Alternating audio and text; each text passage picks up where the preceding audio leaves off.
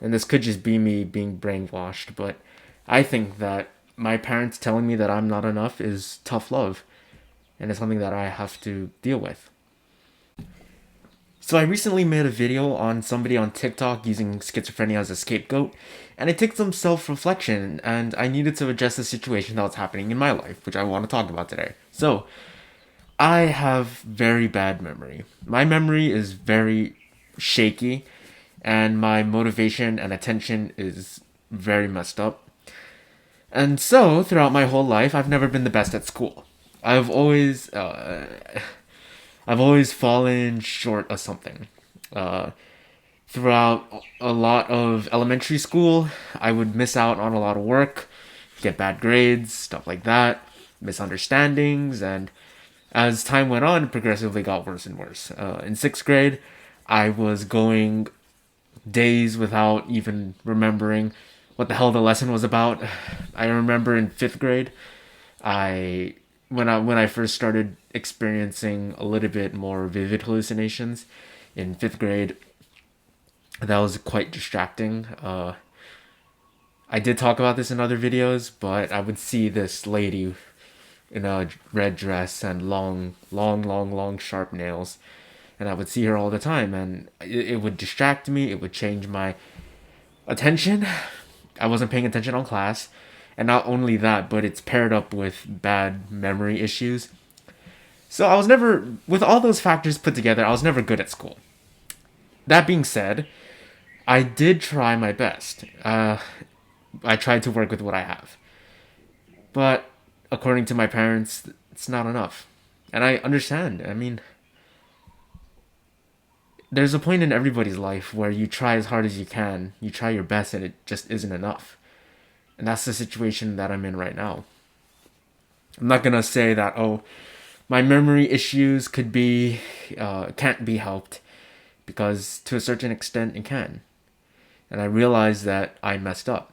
So the situation now is I am failing this semester for college. And in the beginning of the semester, my grades were so bad that I was put on academic probation, which is if your GPA is under 2.0, then you're on academic probation. And I just got an email the other day telling me that, oh, you you're gonna be suspended if you can't bring your GPA up. And that was an interesting thing because uh, it's like a stockpiling symptom, you know? Every day it gets a little bit worse. And motivation's been hard. Memory has been even harder. Trying to remember things is even harder. And my parents seem to think that if I make a schedule, it'll fix my memory problems and my motivation problems.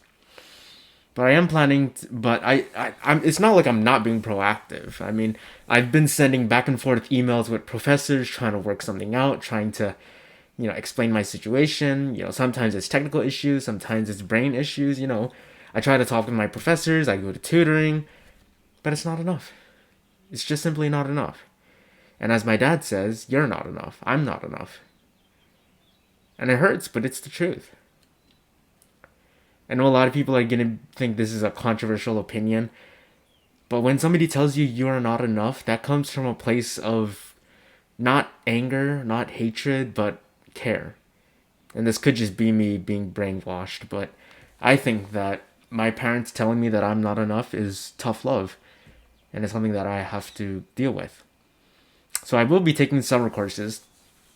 I will be taking as much time as needed to help my memory. I've been in contact with my psychiatrist and my therapist to see what we can do about my memory, because my psychiatrist has I've been seeing her for a couple years, and she definitely tells me, from what you're telling me, it sounds like you're getting worse.